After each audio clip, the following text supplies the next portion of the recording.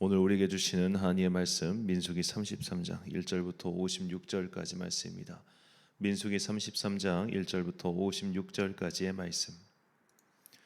이제 봉독하겠습니다. 하나님의 말씀 경청하십시오. 이스라엘 자손이 모세와 아론의 지휘를 받아 부대를 편성하여 이집트에서 나와서 행군한 경로는 다음과 같다. 모세는 주님의 명에 따라 머물렀다가 떠난 출발지를 기록하였다. 머물렀다가 떠난 출발지는 다음과 같다.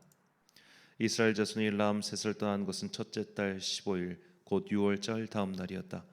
그들은 모든 이집트 사람이 훤히 보는 앞에서 팔을 휘저으며 당당하게 행군하여 나왔다.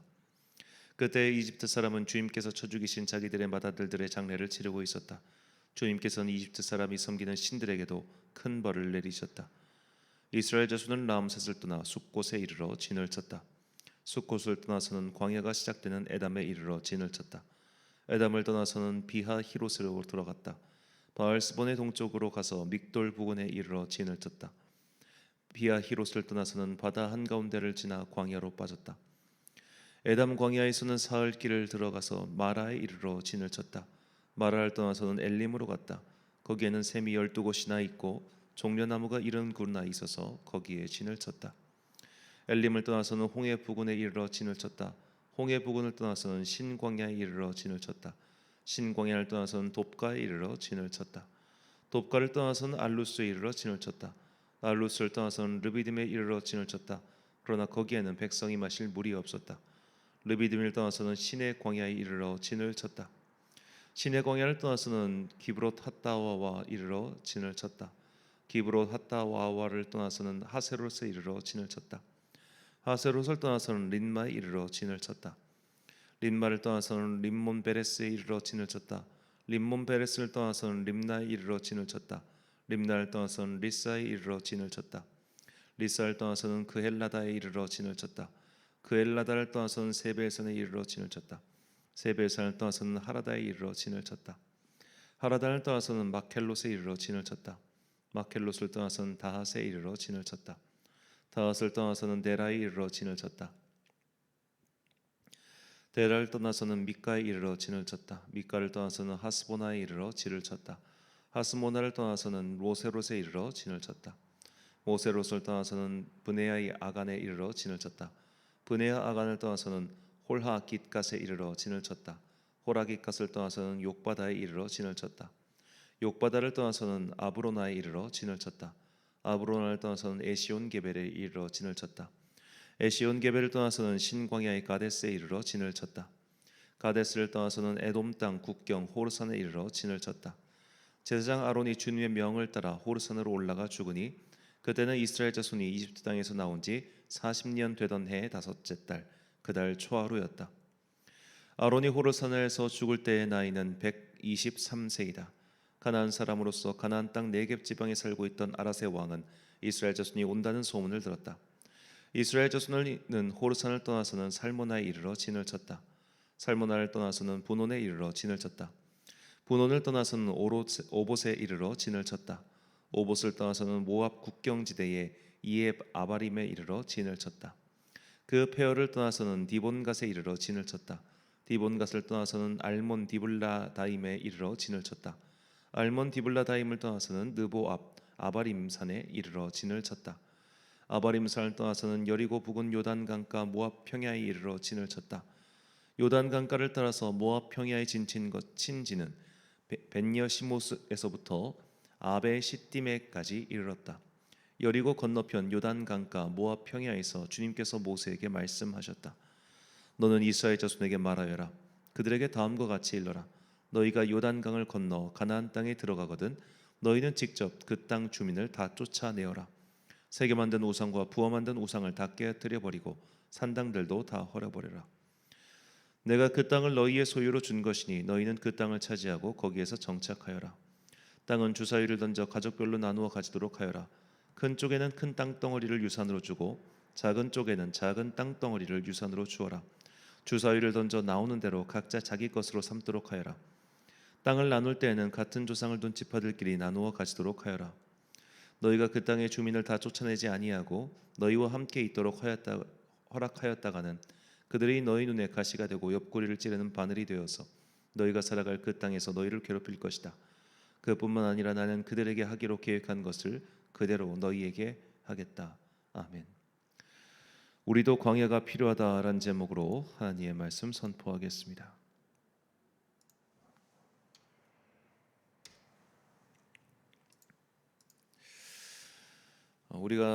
제가 민수기 처음 시작할 때 말씀을 드렸지만 민수기라는 책의 제목은 한자로는 그냥 백성의 숫자지만 히브리어 제목은 핫 미드바르입니다. 광야에서 일어난 일들을 기록한 책이 민수기이죠. 근데 이 미드바르, 광야라고 하는 히브리어 미드바르의 어원이 말씀을 뜻하는 히브리어 다바르입니다. 그래서 많은 영성가, 많은 신학자, 또 많은 이 단어의 영감을 받은 사람들이 광야는 곧 하나님의 말씀을 듣는 곳, 광야는 하나님을 만나는 곳이라 그렇게 해석하고 또 그렇게 어떻게 보면 삶에 적용하고 살아오고 있죠. 이것을 이 광야의 의미를 정말 탁월하게 이렇게 우리에게 알려주는 좋은 찬양이 있는데 히즈윌이라고 하는 이 찬양팀에서 발표한 광야를 지나며라는 찬양이 있어요. 한 번쯤은 들어보셨을 것 같은데 우리는 이제 이 시간에는 사실 저작권 때문에 제가 불러드리거나 할 수는 없습니다만 또 불러드려도 괴로울 거예요. 이 광야를 지나면이라는 그 찬양을 한번 검색하셔서 들어보십시오. 이게 광야가 가지고 있는 그 의미를 참 잘 노래한 찬양입니다. 광야는 내가 하나님을 만나고 또 하나님의 말씀을 듣는 그런 고요하고도 동시에 괴롭지만 그 괴로운 시간 속에서 주님과 동행할 수 있는 그런 믿음의 성장의 시간이라는 거죠. 괴롭지만 성장할 수 있는 곳, 그것이 광야의 시간일 겁니다. 자, 오늘 본문 말씀은 이집트를 떠난 이 출애굽 공동체가 그들의 지난 이 광야의 여정을 한 번에 기록한 말씀이죠. 지난 40년의 세월 동안 주님께서는 이 이스라엘 민족의 광야 여정을 기록해 두라고 하셨습니다. 본문 2절 말씀. 모세가 여호와의 명령대로 그 노정을 따라 그들이 행진한 것을 기록하였으니 그들이 행진한 대로의 노정은 이러하니라. 아멘. 자, 이 광야의 여정 이제 그림으로 보면 다음과 같은데 물론 여기에 나온 약 40여 곳의 지명 중에 16곳의 지명은 이 본문에만 등장하기 때문에 정확히 어딘지는 알 수가 없습니다. 그러니까 라암셋을 출발해서 시내 광야까지는 대충 지명을 알 수 있기 때문에 여기쯤이겠거니 하는데 이 광야 안에서 사실 이들이 굉장히 빙글 돌잖아요.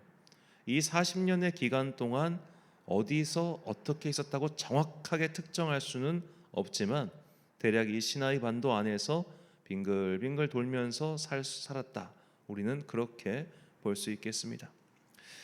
자, 이들은 이 40년의 세월 동안 약 1년 반마다 이주를 계속했습니다. 그렇게 1년 반 정도 되는 시간에, 근데 정확하게 날짜가 정해져 있는 날짜가 아니었어요. 우리가 이미 성막대 기사에서 봤지만 성막에서 뭔가 신호가 떨어지면, 그러니까 주님의 신호가 떨어지면 그때 갔고 주님의 신호가 딱 여기다 하면은 그때 거기에 멈춰서 진을 친 거예요. 자, 우리가 이사를 많이 해보신 분들은 알겠지만 이사라는 게 사람을 참 피곤하게 합니다.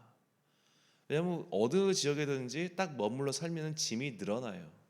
그럼 이사할 때 그거를 버리던가 처분하던가 혹은 갖고 가던가 할 거 아닙니까? 짐이 늘어나죠. 자, 이렇게 귀찮은 이사를 거의 평균 한 1년 반마다 한 번씩 한다고 하면 사람을 얼마나 괴롭게 하겠습니까? 이 직업군인 하시는 분들의 부인분들이 한결같이 입을 모아서 얘기하는 것이 제일 힘든 게 이사고 나중이 되면 제일 익숙해지는 게 또 이사더라, 그런 말을 하죠. 2년 단위로, 평균 2년 단위로 계속 이사를 하니 이게 얼마나 힘들겠습니까? 요즘은 다 익스프레스가 하는데도 스트레스 받는 게 이사란 말이에요. 저도 약 1년 사이에 4번을 이사한 적이 있습니다. 그 교회 이제 사역 문제로 그렇게 이사를 한 적이 있었는데 그때 정말 좀 귀찮고 힘들더라고요. 가구도 많이 망가지고. 그런 식으로 삶의 터전을 떠나서 이동을 하는 거는 참 힘들어요. 그런데 이렇게 이동을 하는 게 어느 목적지를 향해서 일직선 혹은 목적지를 향해서 가장 좋은 길 혹은 목적지를 향해 가는 도중에 어딘가를 들르더라도 나름 의미가 있고 목적이 있는 그런 여정이라면 우리가 버틸 수 있어요. 그런데 이 40년 동안 이들은 고자키아 열흘 길이면 갈 수 있는 길을 계속 거기 머물러 있었던 거예요. 빙글빙글 돌면서 말입니다. 어떤 생각, 어떤 마음이 들었을까요? 이거 왜 하고 있나? 왜 이런 무의미한 시간을 보내야 되나? 왜 이런 무의미한 텐트를 치고 텐트를 걷고 다시 또 이동하고 텐트를 치고 다시 또 걷고 하는 이 짓을 왜 해야 하는가? 그런 생각이 들지 않았겠습니까? 실제로 있었던 일입니다만 직장 내에서 누군가를 명예퇴직시키기 위해서 했던 방법이 뭐냐면 정작 그 사람에게 아무런 일도 주지 않는 거였다고 합니다. 아무런 일도 주지 않은 채 정말 꽂아 놓은 보릿자루 마냥 떡하니 사람을 갖다 놓으니까 못 견디고 퇴사하더라는 거예요. 사람은 의외로 무료한 시간을 버티기 힘들어합니다. 의미 없는 시간을 버티는 걸 가장 괴로워합니다. 그래서 이제 흔한 말로 이제 군대에서 가장 센 고문이 땅 파, 그 다음에 다시 메꿔, 옆에 파, 다시 메꿔, 이런 식으로 무의미한 일을 반복시키면 사람이 못 견딘다고 하잖아요. 광야를 지나는 이스라엘 백성이 볼 때 지금 자기들은 우리가 이 정말 뭐 큰 지도를 이렇게 봐서 그렇지 이걸 그 안에 있는 사람이라고 생각해 보십시오. 이거 왜 돌아요? 왜 이렇게 빙글 돌아야 돼? 차라리 그냥 여기 한 군데 딱 머물러 가지고 광야 한 장소에서 뭐 20년, 30년 살아라. 그런 차라리 이해할 수 있어요. 그래, 이거 우리가 하는 벌 받는 시간인가 보다. 그래, 주님께서 출애굽 1세대가 다 정리가 될 때까지 너희 여기 못 나가라고 하셨으니 그래, 여기서 이렇게 머물면서 못 나가나 보다. 이러면 차라리 괜찮은데 왜 이동하냔 말이에요. 한 자리에 머물러 있으면 그나마 편할 텐데 이동하는 이유도 없고 목적도 없어요. 심지어 간 곳이 물이 없는 곳도 있었어요. 이거 뭐예요? 자, 광야는 이렇게 무의미해 보이고 답답해 보이고 짜증나고 힘든 것을 견디는 시간이죠. 왜 견뎌야 됩니까? 그 고요함 뒤에, 그 무료함 뒤에, 그 답답한 뒤에 하나님께서 나에게 주시고자 하는 말씀이 있기 때문이다. 저는 그렇게 오늘 본문을 읽으며 생각해 봤습니다. 저는 이 시간이 이스라엘 민족 각 사람이 하나님의 말씀을 듣기 위한 훈련의 시간이었다고 생각합니다. 40년 동안 같은 일을 반복하며 그들은 마침내 하나님의 말씀을 듣지 않았을까요? 각 사람이 말입니다. 어쩌면 이 40년은 형벌의 시간이 아닌 하나님의 말씀을 듣기 위한, 하나님의 말씀을 찾아내기 위한 인내의 시간, 곧 소명을 발견하기 위한 시간이 아니었을까? 저는 그렇게 생각해 봅니다. 너무 낭만적인 생각이겠지만 말씀을 묵상하며 그런 생각이 들었습니다. 왜 세례 요한은 광야에서 말씀을 전했을까? 세례 요한이 말씀을 받은 것도 광야지만 세례 요한은 그가 말씀을 처음 선포했을 때 광야에서 선포합니다. 광야는 사람이 안 다니는 길입니다. 사람이 안 다니는 곳에서 미친놈 마냥 소리를 꽥꽥 지르고 있었던 거예요. 그 광야에서. 왜 그랬을까요? 낭만적인 생각입니다. 성경에 나온 바는 아닙니다.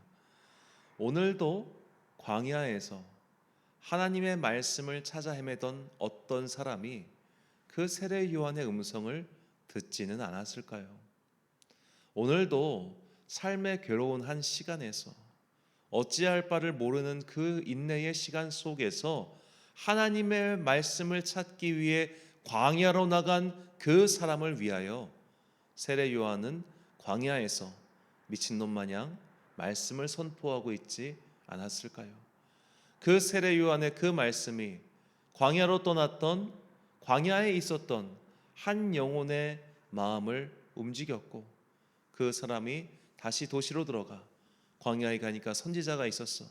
나는 광야에서 하나님의 말씀을 들었어 라고 하면서 사람들에게 입에서 입으로 전파되었고 그래서 많은 사람들이 광야로 가서 그의 말씀을 듣지 않았을까? 저는 문득 이런 낭만적인 생각을 해봅니다. 그 광야에 있었던 그 사람을 위해서 주님께서 세례 요한을 광야로 보내신 것 아닐까라는 그런 상상 말이죠. 오늘 내가 내 인생에서 광야의 시간을 보내고 있다면, 내 인생에서 내가 지금 뭐 하는 거지? 나 왜 이렇게 이런 발전 없고 무의미하고 답답하는 이런 반복된 시간을 왜 보내야 하는 거지? 뭔가 인생에 발전이 있어야 되는데, 뭔가 인생에 상승이 있어야 되는데, 나는 지금 몇 년째 제자리 걸음 같은 그런 답답한 시간을 보내고 있다. 홀로 그렇게 생각하고 계시다면 그 시간은 나와 하나님과의 관계를 위한 시간이라 그렇게 믿으시기 바랍니다. 그리고 그 믿음을 통하여 말씀을 발견하십시오.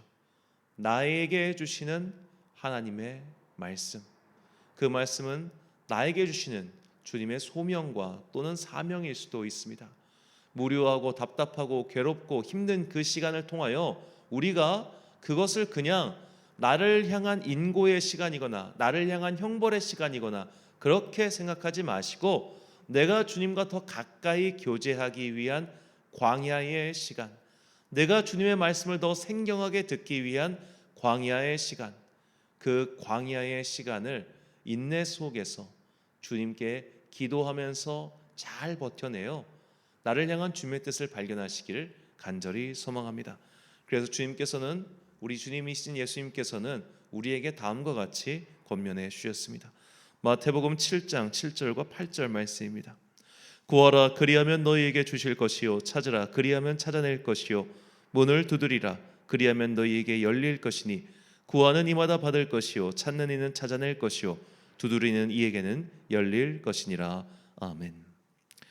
사랑하는 천안광성교회 성도 여러분, 그리고 이 새벽을 함께 깨우고 계신 귀한 주님의 자녀 여러분, 우리는 지금 순례절기 사순절기를 보내고 있습니다. 봄날의 화사함을 뒤로 한 채 우리는 어쩌면 영혼의 광야길을 걷고 있는지도 모릅니다. 답답하고 속상하고 마침내는 무기력해질 수 있는 광야의 길 말이죠. 그런 길에 서 있다면 내 안에서 지금도 나오고 있는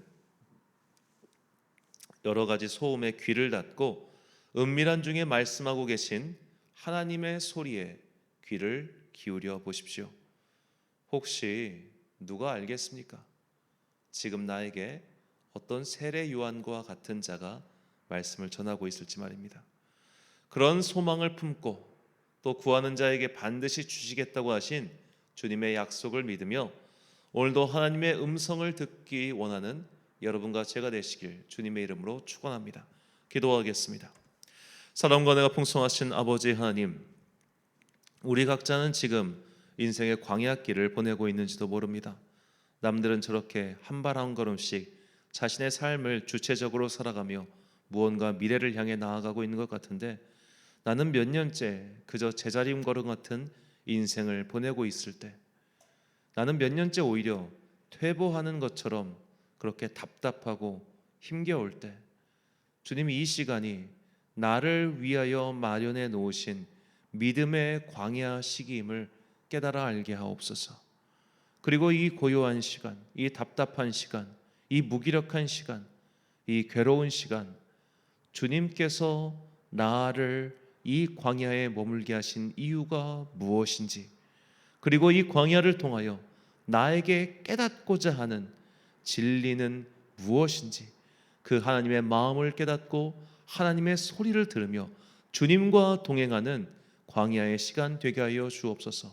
우리가 내 삶에 이 광야가 왜 허락되었는지, 내 삶에서 왜 광야가 찾아왔는지를 깨닫게 될 때, 이 광야의 시간은 인생에서 둘도 없는 축복과 은혜의 시간이 될 줄 믿습니다. 그 믿음 가지고 오늘도 최선을 다하여 살아가는 당신의 거룩한 자녀들 되게 하여 주옵소서. 한 주간의 업무를 시작하는 월요일입니다. 주님의 자녀들에게 복과 은혜 내려주시옵시고, 학교에서 하고 하는 당신의 자녀들과 그리고 각 일터에서 일을 열심히 하는 당신의 자녀들 모두에게 복과 은혜 내려주셔서 그들이 지치지 아니하고 괴롭지 아니하고 힘겹지 아니하도록 주께서 날마다 은혜 위에 은혜를 더하여 주옵소서. 이 모든 말씀 우리를 사랑하시고 우리를 인도하고 계신 거룩하신 예수 그리스도의 이름으로 기도드립니다. 아멘. 오늘의 기도 제목입니다. 나는 어떤 길 위에 서 있습니까? 혹시 외롭고 무기력한 광야에 있다면 그곳에서 하나님의 음성을 찾기 위해 기도하십시오. 구하는 자에게 반드시 주시겠다고 약속하셨습니다. 오늘의 기도 제목 가지고 기도와 묵상에 힘쓴 하루 되시길 바랍니다. 기도하겠습니다.